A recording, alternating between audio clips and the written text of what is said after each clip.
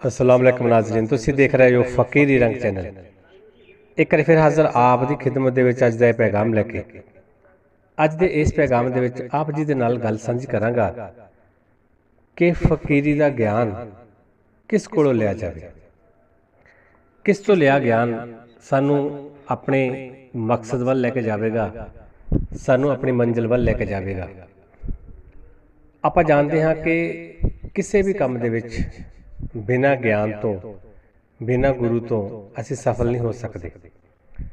तो अगर असी हुण फकीरी जिहड़ी है उसके रास्ते से चलना है, हुण देखिए कि आपां हर कोई बंदा जो फकीरां दे नाल निस्बत करदा है जां पीरां दे नाल निस्बत करदा है, गुरुआं वलियां दे नाल निस्बत करदा है, ते उहदे विच आपां इह नहीं कह सकदे कि सारे फकीर ने ਜਾਂ ਸਾਰੇ ਨੇ फकीर बन जाना। फकीर बनना बड़ा औखा। फकीरी दो तरह की होंदी है, ਜਾਂ एक फकीरी लेख दी होंदी है, एक फकीरी भेख दी होंदी है। लेख की फकीरी की होंदी है कि लेखां दे विच फकीरी लिखी होवे ते मालिक अपने मुरीद नूं, अपने उस बच्चे नूं किसी न किसी तरह घुमा के फकीरी वल ले ही आउंदा। बहुत सारिया उदाहरणों ने, बहुत सारे असी ऐसे फकीरां नूं मिले जिहड़े कि पहला कोई होर काम करते सी ते बाद विच वो फकीरी विच आ गए। अचानक मन बदलिया कि नहीं फकीरी करनी है। एक ऐसे सरकार मिले कि जो डॉक्टर सन, सरकारी जॉब करते सन। उन्होंने अपने बारे दस्सिया कि सरकारी जॉब करदियां करदियां सानू एक दिन ऐसा ख्वाब आया, ऐसी गल हुई कि सरकार का हुक्म होया सारा कुछ छड्ड दो ते साडी सेवा करो। उन्होंने सारा कुछ छड्डिया अपना ते वो सरकार दे लड़ लग गया। एक होर फकीर ऐसे मिले जिहड़े कहंदे सी कि असीं बहुत पढ़े हाँ, इंजीनियरिंग की है, MA की है, ते उस तो बाद फिर हुक्म होया कि जाके फकीरी करो। उन्होंने फकीरी की थी। होर भी बहुत सारिया उदाहरणों ने, बहुत सारे आप भी जानते होवोगे। पर ये जिहड़ा फकीरी दा असल गुण है ਜਾਂ फकीरी की जो पढ़ाई है ਜਾਂ फकीरी का ज्ञान, असी ये असल ज्ञान लेना कित्थों है। जे हुण असी कहिए कि असी किसी कोलों पुछ के ਜਾਂ कभी किसी कोलों पुछ के फकीरी का ज्ञान इकट्ठा कर लवांगे, बहुत वधिया गल है, असी कर सकते हाँ। असी नैट तो सुन सकते हाँ, असी बुक पढ़ सकते हाँ, असी पीरां फकीरां की हिस्टरी पढ़ सकते हाँ। साडा फकीरी का ज्ञान जिहड़ा है वो साडा सानूं मिल जाएगा। पर असल जी फकीरी है वो फकीरी असी कित्थों लवांगे। जिहड़ी असल फकीरी है वो गुरु तो मिलनी है, क्योंकि बैंत होना एक मेन मुੱਢ है फकीरी का। बैंत का मतलब गुरु बनाना। बैंत की एक रस्म होंदी है, एक विधि होंदी है, एक तरीका है। उहदे हिसाब दे नाल जदों असीं बैंत हुंदे हां ते जो आपां कल वाली वीडियो विच गल कीती सी वो साडा फिर घराना अगे चलदा है।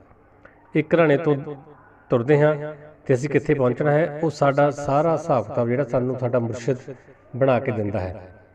तो फिर एक कलमा हुंदा है मुरशद वाला कलमा। वो कलमा जदों फिर असीं पढ़दे हाँ, उस कलमे दे नाल साडीआं रूहानियत जिहड़ियां ताकतां ने वो जागदियां ने। फिर असीं रूहानियत जिहड़ी है तरक्की करदे हाँ। फकीरी असल उत्थों शुरू हुंदी है। तो फकीरी नूं गुप्त रखना जां फकीरी नूं आपां किवें साਂਭਣਾ, ये सारे जो गुण ने ये साडी सरकार, साडे मुरशद सानूं दसदे ने। ते जे असीं उन ताईं करदे हां, मुरशद तो बेमुख हुंदे हां जां मुरशद तो दूर जांदे हां, सलाह दे नाल जिੱਥੋਂ चल जाइए तो कोई प्रॉब्लम नहीं। जे छड्ड के थां थां फिरदे हां तो फिर सानूं कुछ नहीं मिलदा। क्यों इक्को सिर है जिहड़ा मुरशद नूं दे दित्ता, जे किसी होर नूं दईए तो फिर साडे पल्ले कुछ नहीं रहना। थां थां जावांगे तो कुछ भी पल्ले नहीं रहना। एक फकीर ने आख्या, कहंदे गुर दस्सां, गुर दा मतलब एक नुकता दस्सां।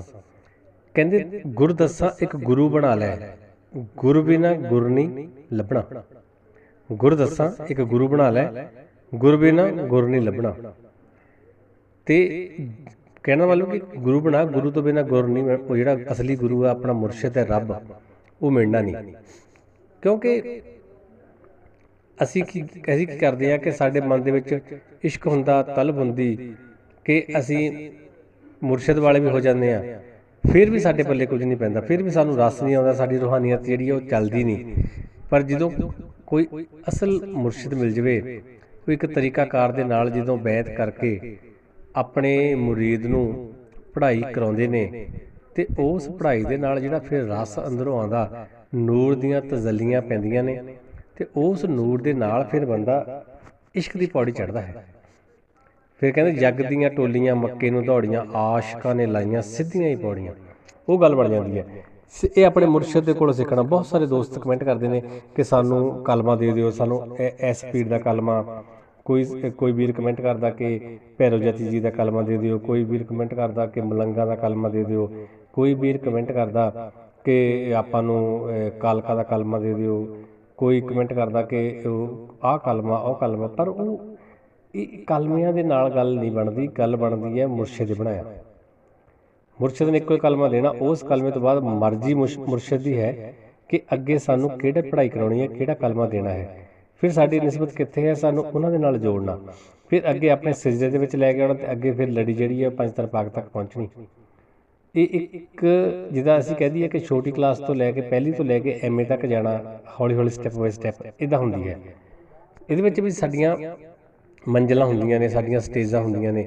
ਇੱਕ ਸਟੇਜ ਨੂੰ ਪਾਰ ਕਰਕੇ ਫਿਰ ਅਸੀਂ ਅੱਗੇ ਜਾਂਦੇ ਹਾਂ, ਉਸ ਨੂੰ ਪਾਰ ਕਰਕੇ ਫਿਰ ਅੱਗੇ ਜਾਂਦੇ ਹਾਂ। ਜਿਵੇਂ ਇੱਕ ਦੁਨਿਆਵੀ ਲੈਵਲ 'ਤੇ ਆਪਾਂ ਗੇਮ ਖੇਡਦੇ ਨਾ, ਗੇਮ ਫੋਨ ਦੇ ਵਿੱਚ ਇੱਕ ਲੈਵਲ ਪਾਰ ਕਰ ਲਿਆ, ਅਗਲਾ ਉਦੋਂ ਔਖਾ, ਅਗਲਾ ਪਾਰ ਕੀਤਾ ਉਦੋਂ ਔਖਾ। ਇਸ ਤਰ੍ਹਾਂ ਫਕੀਰੀ ਹੈ। ਫਕੀਰੀ ਜਦੋਂ ਮਿਲਦੀ ਹੈ ਜਾਂ ਫਕੀਰੀ ਦੀ ਆਪਾਂ ਕੋਈ ਗੱਲ ਕਰਦੇ ਹਾਂ, ਤਾਂ ਸਾਨੂੰ ਪਰਖਿਆ ਜਾਂਦਾ ਕਿ ਇਹ ਬੰਦਾ ਇਸ ਦੇ ਕਾਬਿਲ ਹੈ। ਅੱਲਾਹ ਪਾਕ ਸਾਡੀ ਪਰਖ ਲੈਂਦੇ ਨੇ। ਗੌਸ ਪਾਕ ਸਰਕਾਰ ਜੀ ਨੇ ਆਪਣੀ ਕਿਤਾਬ ਦੇ ਵਿੱਚ ਲਿਖਿਆ ਕਿ ਜਿੰਨੀਆਂ ਮੁਸੀਬਤਾਂ ਖੁਦਾ ਦੇ ਵੱਲੋਂ ਸਾਡੇ 'ਤੇ ਭੇਜੀਆਂ ਗਈਆਂ, ਜੇ ਕਿਸੇ ਹੋਰ 'ਤੇ ਆਉਂਦੀਆਂ ਤਾਂ ਉਹ ਸ਼ਾਇਦ ਸਹਿ ਨਾ ਸਕਦਾ। ਕਹਿੰਦੇ ਇੱਥੋਂ ਤੱਕ ਕਿ ਜੇ ਕਿਸੇ ਪਹਾੜ ਦੇ ਉੱਪਰ ਉਹ ਮੁਸੀਬਤ ਪੈਂਦੀ ਤਾਂ ਪਹਾੜ ਚੂਰੋ ਚੂਰ ਹੋ ਜਾਂਦਾ। ਅਤੇ ਹੁਣ ਤੁਸੀਂ ਦੇਖੋ ਵੀ ਪਹਾੜ ਜੇ ਚੂਰੋ ਚੂਰ ਹੋ ਜਾਂਦਾ, ਕਿੰਨੀਆਂ ਮੁਸੀਬਤਾਂ ਹੋਣਗੀਆਂ ਸਰਕਾਰ ਦੇ ਉੱਪਰ।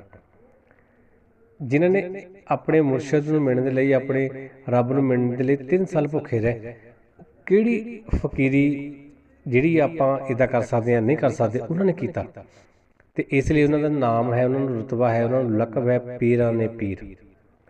ਕੁਝ ਪਾਉਣ ਦੇ ਲਈ ਕੁਝ ਖੋਣਾ ਜ਼ਰੂਰ ਪੈਂਦਾ, ਇਸ਼ਕ ਦੇ ਵਿੱਚ ਰਹਿ ਕੇ ਗੱਲ ਕਰਨੀ ਪੈਂਦੀ ਹੈ। ਕਿਉਂਕਿ ਮਾਲਿਕ ਜਿਹੜਾ ਹੈ ਉਹ ਸਭ ਕੁਝ ਦੇ ਸਕਦਾ ਹੈ, ਦਿੰਦਾ ਵੀ ਹੈ, ਪਰ ਜਿਹਨੂੰ ਕੁਝ ਦੇਣਾ ਹੈ ਆਪਾਂ ਪਰਖਦੇ ਹਾਂ ਨਾ। ਹੁਣ ਅਸੀਂ ਦੇਖਦੇ ਹਾਂ ਕਿ ਜੇ ਅਸੀਂ ਕਿਸੇ ਨੂੰ ਕੁਝ ਦੇਣਾ ਚਾਹੁੰਦੇ ਹਾਂ, ਪਹਿਲਾਂ ਦੇਖੀਏ ਵੀ ਇਹ ਬੰਦਾ ਇਸ ਚੀਜ਼ ਜੋਗਾ ਹੈਗਾ, ਇਹ ਸਾਂਭ ਸਕਦਾ, ਇਹ ਇਸ ਲੈਵਲ 'ਤੇ ਹੈ, ਤਦ ਹੀ ਆਪਾਂ ਨੂੰ ਕੁਝ ਮਿਲਦਾ ਹੈ। ਹੁਣ ਆਪਾਂ ਦੇਖਦੇ ਨੇ ਆਮ TV ਦੇ ਵਿੱਚ ਪ੍ਰੋਗਰਾਮ ਚੱਲਦੇ ਨੇ, ਕੋਈ ਇੱਕ ਬੱਚੇ ਗਾ ਰਹੇ ਨੇ ਅਤੇ ਮੂਹਰੇ ਜੱਜ ਬੈਠੇ ਨੇ, ਜੱਜ ਚੈੱਕ ਕਰਦੇ ਨੇ ਕਿ ਜੇ ਅਸੀਂ ਇਹਨੂੰ ਫਸਟ ਕੱਢਣਾ ਹੈ ਅਤੇ ਕੀ ਇਹ 'ਚੋਂ ਕੈਪੇਬਿਲਿਟੀ ਹੈ, ਹਰ ਇੱਕ ਚੀਜ਼ ਨੂੰ ਗਾ ਸਕਦਾ, ਹਰ ਇੱਕ ਚੀਜ਼ ਦੇ ਪਾਸੇ ਕੰਮ ਕਰ ਸਕਦਾ। ਇਸ ਲਈ ਫਕੀਰੀ ਵੀ ਇੱਦਾਂ ਹੀ ਹੈ ਕਿ ਜਦੋਂ ਕੋਈ ਮੁਰਸ਼ਿਦ ਆਪਣੇ ਮੁਰੀਦ ਨੂੰ ਦੇਖਦਾ ਹੈ ਕਿ ਉਹ ਦੇਖਦਾ ਹੈ ਕਿ ਇਹ ਜਿਹੜਾ ਮੇਰਾ ਮੁਰੀਦ ਹੈ, ਇਹਦੇ ਵਿੱਚ ਇੰਨੀ ਕੈਪੇਬਿਲਿਟੀ ਹੈ ਕਿ ਇਹ ਜੋ ਇਹਦੇ ਉੱਤੇ ਕੋਈ ਮੁਸੀਬਤ ਆ ਜਾਵੇ, ਇਹ ਸਹਿ ਸਕਦਾ। ਫਕੀਰੀ ਕੀ ਹੈ, ਕਦੀ ਭੁੱਖੇ ਰਹਿਣਾ ਪੈਂਦਾ, ਸਬਰ ਕਰਨਾ ਪੈਂਦਾ, ਲੋਕੀ 4 ਗਾਲਾਂ ਕੱਢ ਕੇ ਉਹ ਵੀ ਸਹਿਣੀਆਂ ਪੈਂਦੀਆਂ, ਪੱਲਿਓਂ ਲਾਹ ਕੇ ਕਿਸੇ ਨੂੰ ਕੁਝ ਦੇਣਾ ਪੈਂਦਾ, ਉਹ ਫਕੀਰੀ ਹੈ। ਕਿਸੇ ਕੋਲ ਲੈਣ ਦਾ ਨਾਂ ਫਕੀਰੀ ਨਹੀਂ ਹੈ। ਫਕੀਰ ਦਾ ਮਤਲਬ ਹੁੰਦਾ ਹੈ ਦੇਣਾ।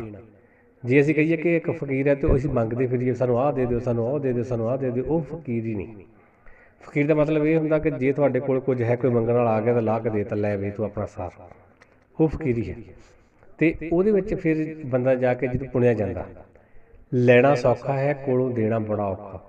ਗੁਰੂ ਇੱਕ ਰੱਬ ਦੀ ਥਾਂ ਹੁੰਦਾ ਹੈ ਜਿਹੜਾ ਸਾਨੂੰ ਆਪਣੇ ਅੰਦਰੋਂ ਗਿਆਨ ਦਿੰਦਾ। ਗਿਆਨ ਦੇਣ ਦਾ ਮਤਲਬ ਕੀ ਹੁੰਦਾ ਕਿ ਆਪਣੇ ਜ਼ਿਕਰ ਦਾ ਇੱਕ ਟੋਟਾ ਆਪਣੇ ਅੰਦਰੋਂ ਇੱਕ ਆਪਣੇ ਸਰੀਰ ਦਾ ਹਿੱਸਾ ਲਾ ਕੇ ਆਪਣੇ ਮੁਰਸ਼ਿਦ ਨੇ ਸਾਨੂੰ ਦੇ ਦਿੱਤਾ ਕਿ ਆਪਣੇ ਅੰਦਰਲਾ।